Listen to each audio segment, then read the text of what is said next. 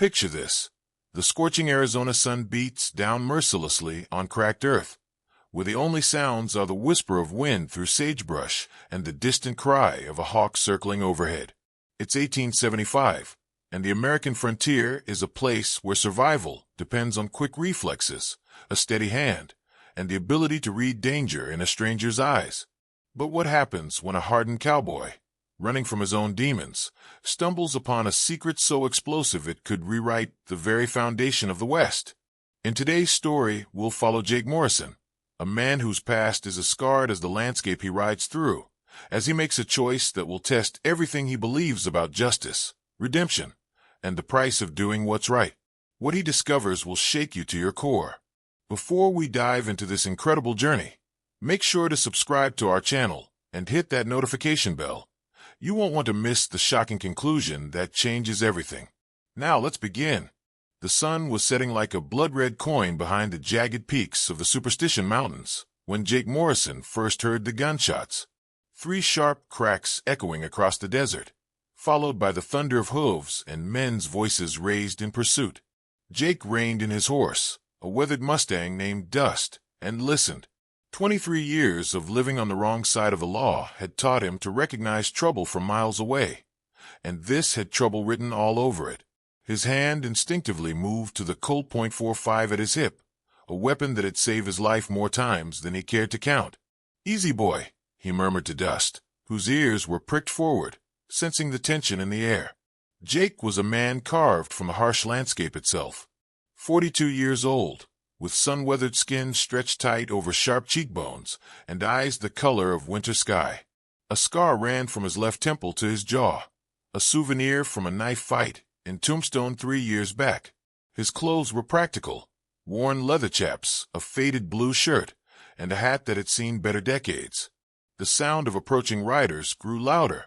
Jake counted at least 4 horses, maybe 5, moving fast across the rocky terrain. He guided Dust behind a cluster of barrel cacti and waited, every muscle coiled like a spring. That's when he saw her. A young Apache girl, no more than 16, burst from behind a boulder about 50 yards ahead. She was running with the desperate grace of a deer fleeing wolves, her long black hair streaming behind her like a war banner. Her traditional dress was torn and dusty, and even from a distance, Jake could see the fear etched on her face. Behind her came the riders, 4 men in dusty trail clothes, their faces hard with the kind of determination that came from the promise of easy money. Jake recognized the type immediately: bounty hunters. The worst kind of men the frontier had to offer, willing to hunt human beings for the right price. "There she is," shouted the lead rider, a heavy-set man with a graying beard. "Don't let her reach the rocks." The girl stumbled, caught herself, and kept running. She was heading straight for Jake's hiding spot, though she hadn't seen him yet. In seconds, she'd be past him, and the hunters would be right behind her. Jake had spent the last 5 years trying to stay out of other people's troubles. After what happened in Silver Creek, the job that went wrong, the innocent people who died because of his choices, he'd sworn off playing hero. But watching this girl run for her life, seeing the terror in her young face, something stirred in his chest that he'd thought was long dead. "Damn," he whispered, knowing he was about to make another mistake that would probably get him killed. As the girl ran past his hiding spot, Jake spurred Dust forward. The Mustang exploded from behind the cacti like a cannonball, and Jake swept the girl up onto his saddle in one fluid motion.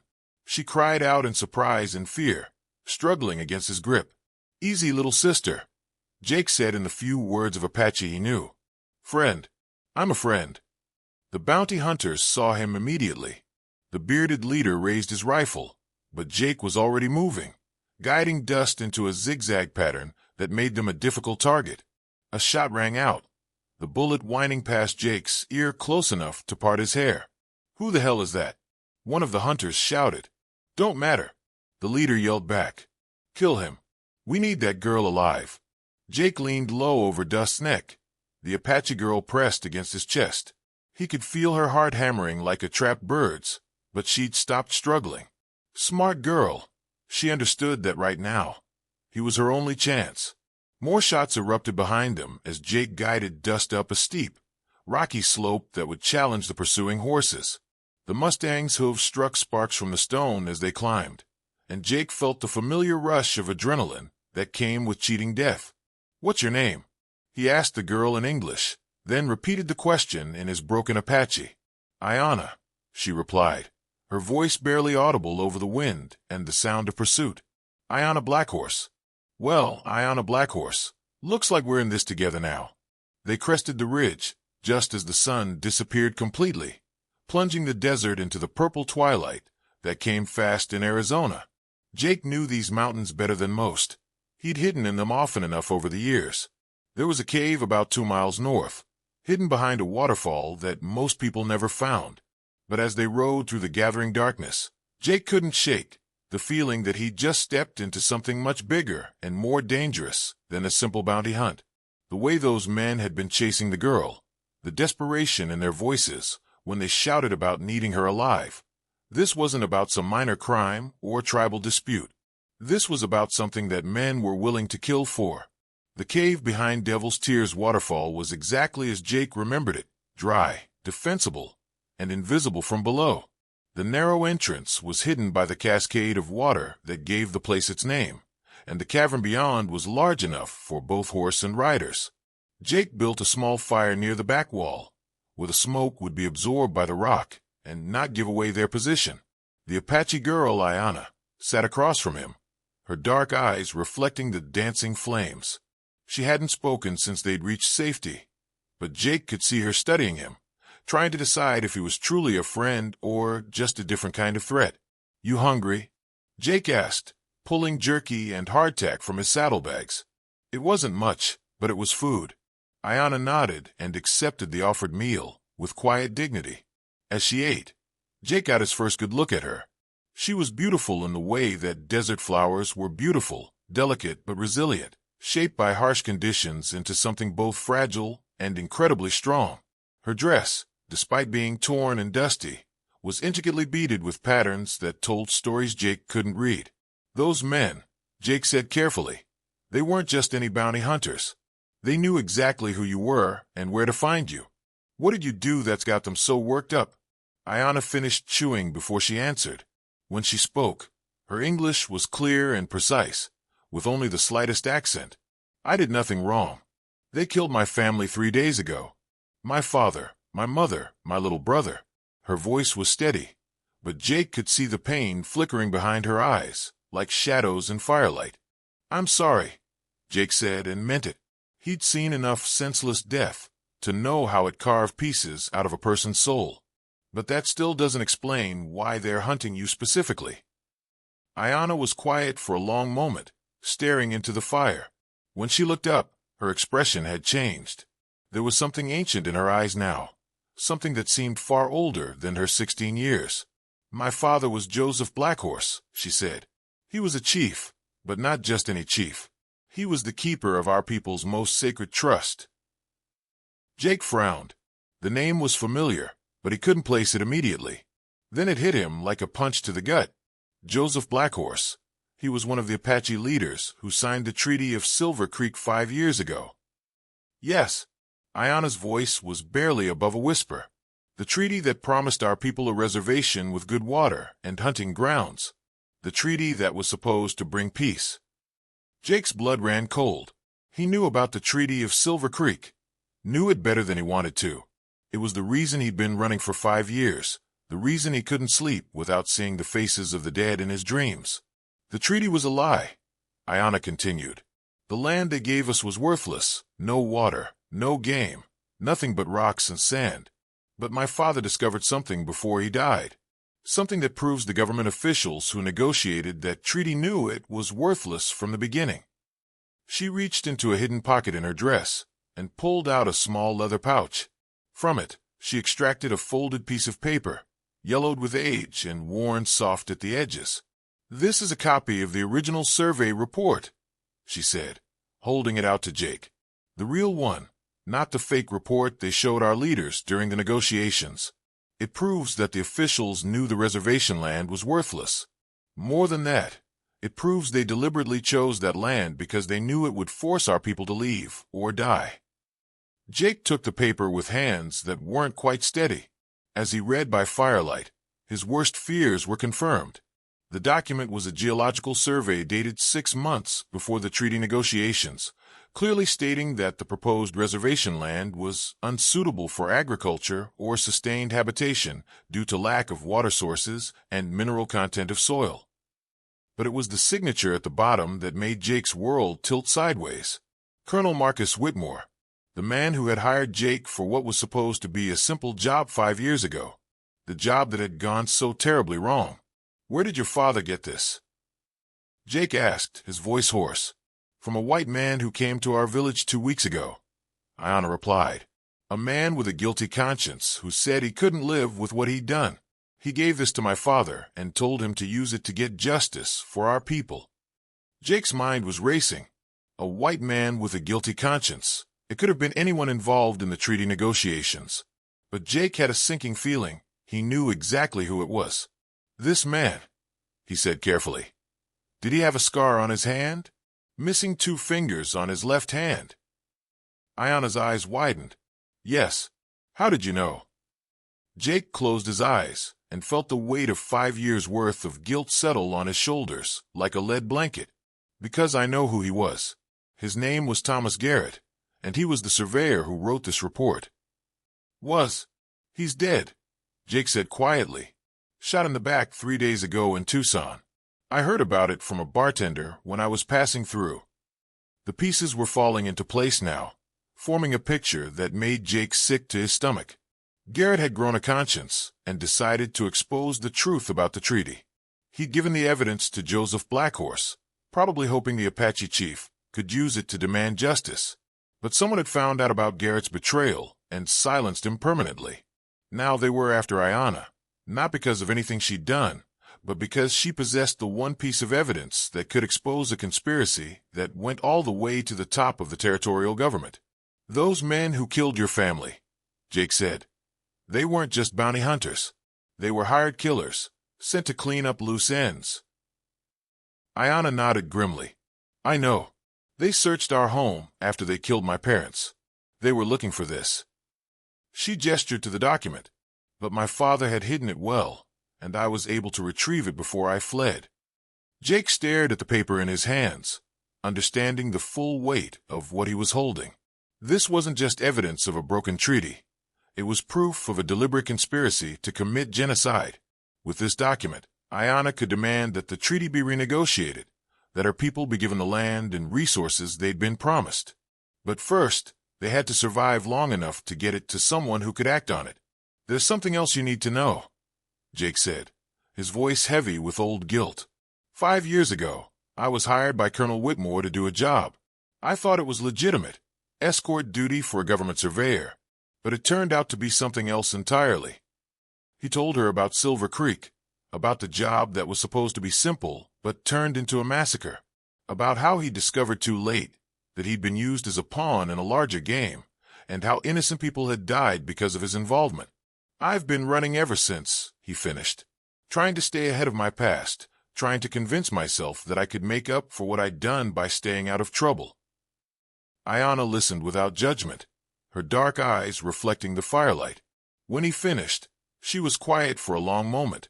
"My grandmother used to say that the spirits sometimes give us a second chance to choose the right path," she said finally. "Perhaps this is yours." Jake looked at her, this brave young woman who had lost everything but still carried herself with dignity and hope, and felt something shift inside his chest. 4 or 5 years, he'd been running from his past, convinced that he was beyond redemption. But maybe Ayanna was right. Maybe this was his chance to finally do something right. "Those men will keep coming," he said. "They won't stop until they have that document or you're dead. But there might be a way to turn the tables on them." "How?" Jake smiled grimly. "By giving them exactly what they think they want." Dawn came slowly to the Arizona desert, painting the sky in shades of gold and crimson that reminded Jake of better times. He'd been awake for hours, planning their next move, while Ayanna slept curled up near the dying embers of their fire. The document that could change everything was safely hidden in his saddlebags, but Jake knew that possession of it made them both walking targets. as Ayanna stirred awake. Jake was checking his weapons, the Colt .45 at his hip, a Winchester rifle, and a knife that had saved his life more times than he could count. Today, they would need every advantage they could get. "We can't keep running," he told her as she accepted a cup of coffee brewed over the rekindled fire. "Those hunters know this territory, and they have resources we don't.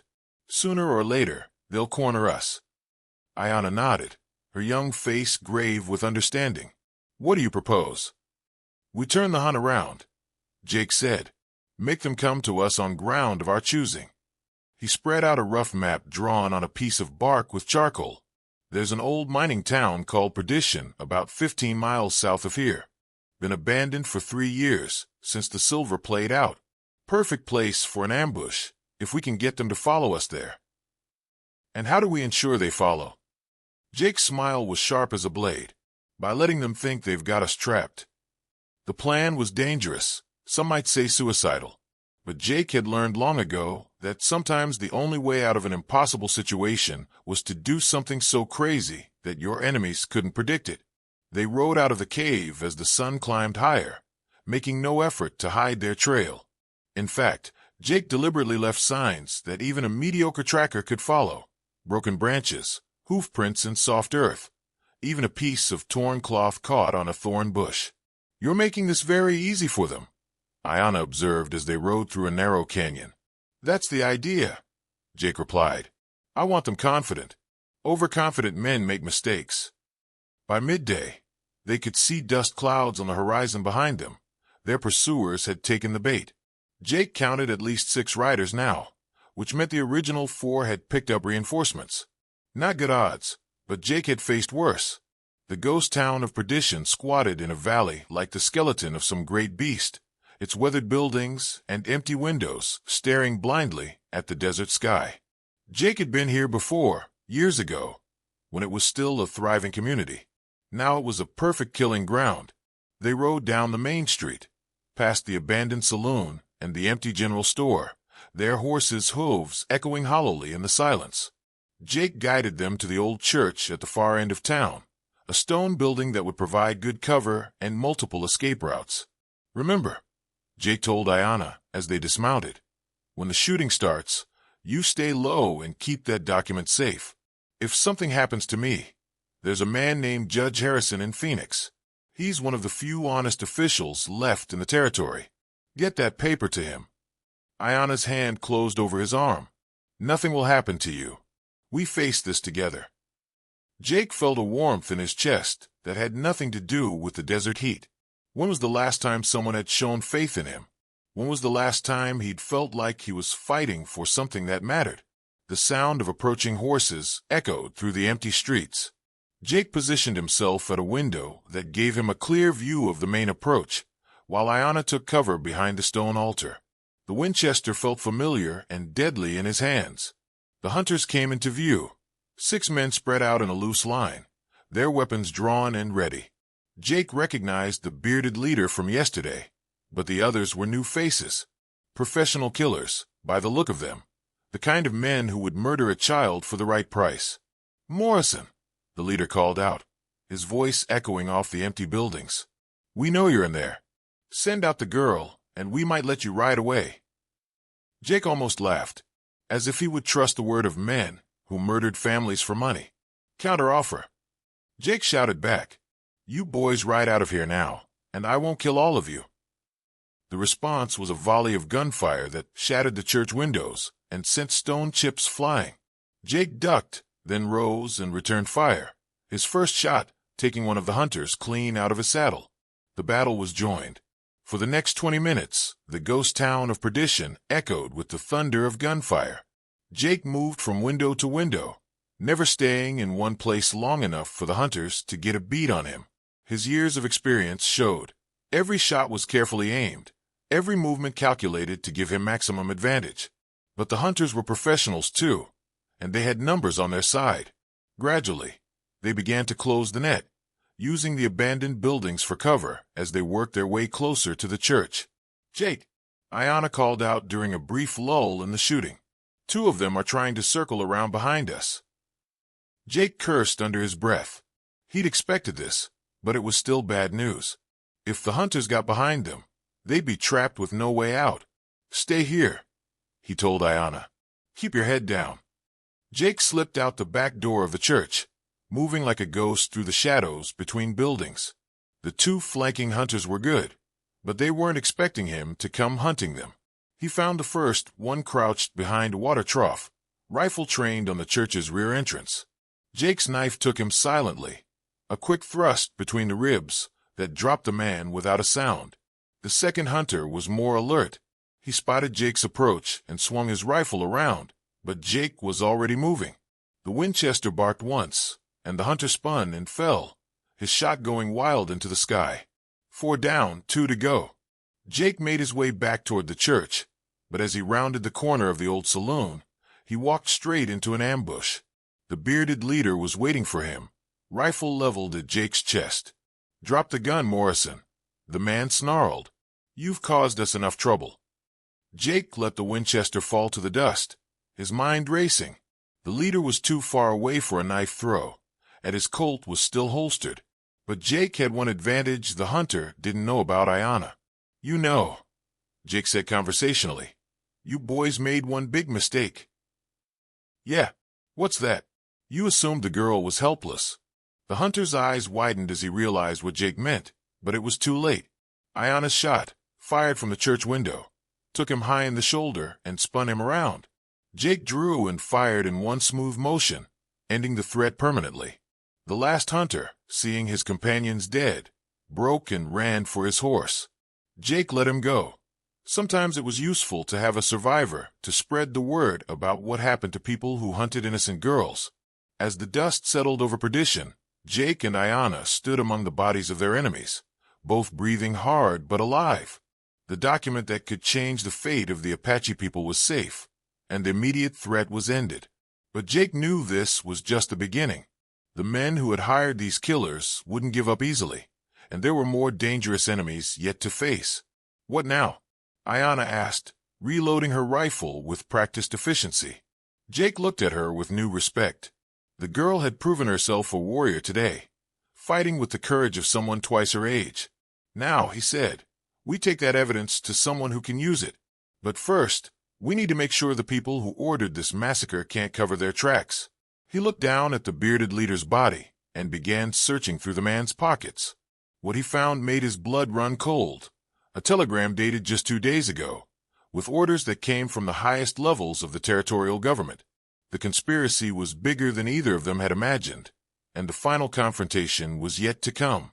3 days later, Jake and Ayanna rode into Phoenix as the sun was setting behind the distant mountains. The territorial capital was a bustling town of adobe buildings and wooden sidewalks, filled with the kind of people who came west looking for new beginnings: merchants, ranchers, miners, and more than a few who were running from something in their past. Jake felt exposed here, surrounded by so many people after days in the desert.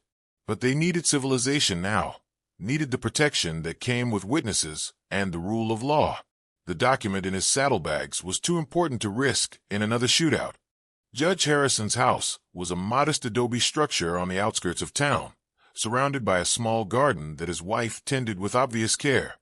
Jake had met Harrison years ago, back when Jake was still trying to walk the straight and narrow. The judge was one of the few completely honest men in Arizona territory, which made him both valuable and dangerous to know. Harrison answered the door himself, a tall, lean man in his 60s with silver hair and eyes that had seen too much of human nature's dark side. His face showed surprise when he recognized Jake, followed quickly by wariness. "Jake Morrison," Harrison said carefully. "I heard you were dead." "Not yet, Judge," Jake replied, "though some folks have been trying to arrange it. This is Ayanna Blackhorse. We need to talk to you about something that could change everything." Harrison's eyes flicked to Ayanna, taking in her Apache features and traditional dress. His expression softened slightly. The judge had always been fair in his dealings with the native peoples, which was another reason Jake trusted him. "Come in," Harrison said, stepping aside. "But I should warn you, there are people in this territory who would pay handsomely for information about your whereabouts." "I'm counting on it," Jake said grimly. They sat in Harrison's study, surrounded by law books and legal documents, while Jake and Ayanna told their story.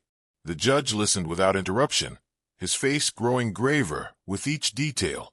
When they produced the survey document, Harrison examined it carefully, his trained eye picking out the legal implications immediately.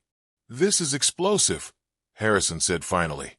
"If this document is authentic, and I believe it is, it proves that the Treaty of Silver Creek was negotiated in bad faith.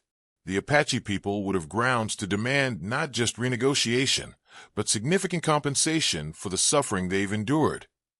"That's what we hoped," Ayanna said. "But there are powerful people who will do anything to keep this secret." Harrison nodded grimly. "Colonel Whitmore has significant influence in the territorial government. If he's behind this conspiracy, he won't hesitate to use that influence to bury this evidence, and anyone who tries to expose it." As if summoned by the mention of his name, the sound of horses approaching echoed from outside. Harrison moved to the window and peered through the curtains, his face paling. "Speak of the devil," he muttered. "Whitmore himself, with a dozen soldiers." Jake was already moving, checking his weapons and positioning himself where he could see the front door. "Can we trust your local law enforcement?" "Sheriff Daniels is honest, but he's also practical," Harrison replied. "He won't move against federal troops without overwhelming evidence of wrongdoing." The sound of boots on the front porch was followed by a sharp knock. Harrison straightened his coat and moved to answer, but not before giving Jake and Ayanna a meaningful look. "Whatever happens," he said quietly, "that document must survive." Colonel Marcus Whitmore was exactly as Jake remembered him, a tall, imposing man in his 50s with steel-gray hair and the kind of military bearing that commanded instant respect. His uniform was immaculate, his boots polished to a mirror shine, and his eyes held the cold calculation of a man who had sent thousands to their deaths without losing a night's sleep. "Judge Harrison," Whitmore said as he entered, flanked by 2 armed soldiers, "I understand you're harboring fugitives." "I'm entertaining guests," Harrison replied calmly. "Last I checked, that wasn't a crime in Arizona territory." Whitmore's gaze swept the room, taking in Jake and Ayanna with the predatory focus of a hawk spotting prey. "Jake Morrison, I heard you were dead." "Disappointed?" Jake asked, his hand resting casually near his gun. "Merely surprised.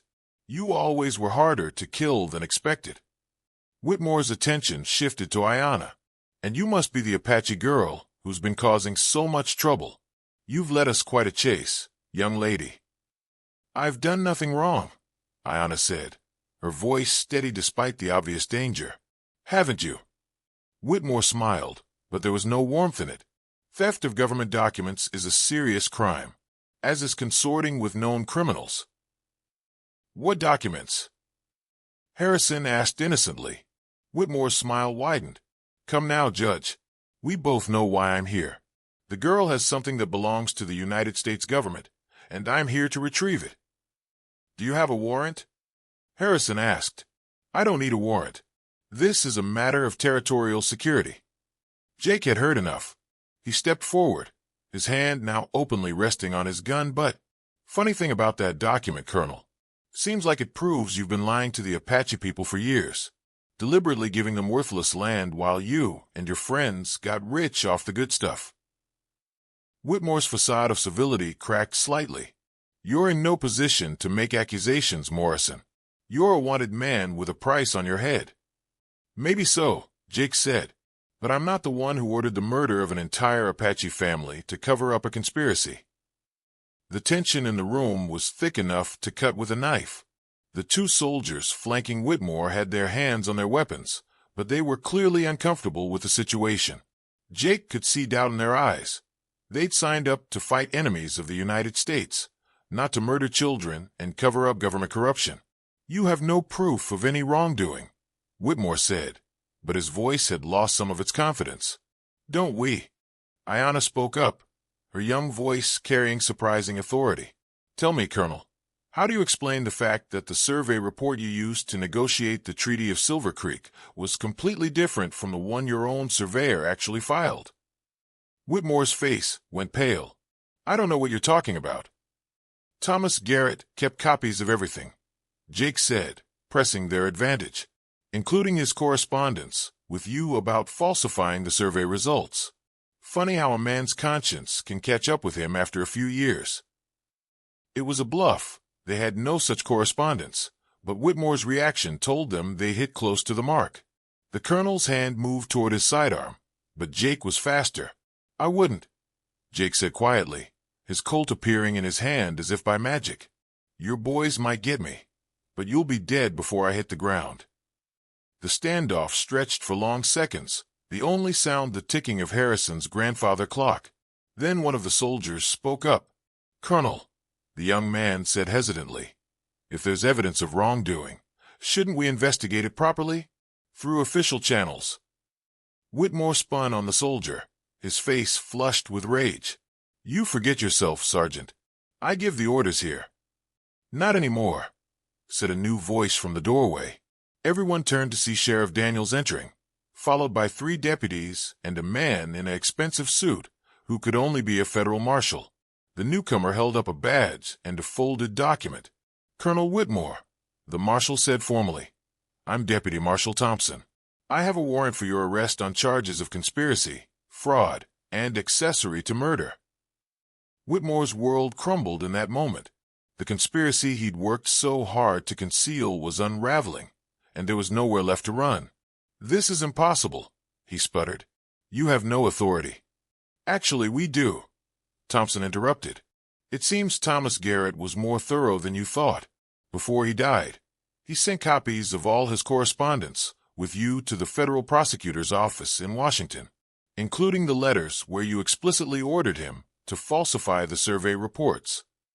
Jake felt a surge of satisfaction. Garrett had found his courage in the end, ensuring that the truth would come out even if he didn't live to see justice done.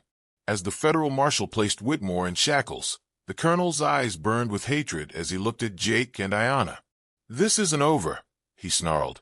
There are others involved, people with more power than you can imagine. Let them come, Jake said calmly. We'll be ready. 6 months later, Jake stood on a hill overlooking the new Apache reservation, land with good water, fertile soil, and enough game to support a thriving community. The Treaty of Silver Creek had been renegotiated, with the Apache people receiving not only the land they'd been promised originally, but significant compensation for the years of suffering they'd endured. Ayanna approached from the village below, no longer the frightened girl he'd first encountered in the desert. She'd grown into her role as a leader among her people, helping to negotiate the new treaty and serving as a bridge between the Apache and white communities. The last of the families arrived this morning, she reported. We're finally all together again. Jake nodded, feeling a satisfaction deeper than any he'd known in years. The conspiracy had been larger than they'd imagined. Whitmore was just one of several officials who'd been profiting from the illegal land deals. But one by one, they'd all been brought to justice, their crimes exposed to the light of day. What will you do now? Ayanna asked. You could stay, you know. There's always a place here for a friend. Jake considered it. The idea of settling down, of finally putting his wandering days behind him, was tempting. But he knew there were other injustices out there, other people who needed someone willing to stand up for what was right. I think I'll keep moving for a while, he said. But I'll be back to visit. You can count on that. Ayanna smiled, understanding in her dark eyes. The spirits were right, she said. You did get your second chance to choose the right path. As Jake rode away from the reservation, heading toward whatever adventure awaited him next, he carried with him the knowledge that sometimes doing the right thing was worth any price. The lone cowboy who had once run from his past had finally found his redemption in protecting an Apache girl and the truth she carried. And in the vast expanse of the American West, where legends were born and justice was often hard to find, that was a story worth telling. What did you think of Jake's incredible journey from outlaw to hero? The American frontier was full of stories like this, tales of redemption, courage, and the fight for justice against impossible odds. If you enjoyed this epic Western adventure, make sure to subscribe to our channel and hit that notification bell for more amazing stories from the Old West. Share this video with fellow Western fans and let us know in the comments which frontier legend you'd like us to explore next. Until next time, keep riding toward justice.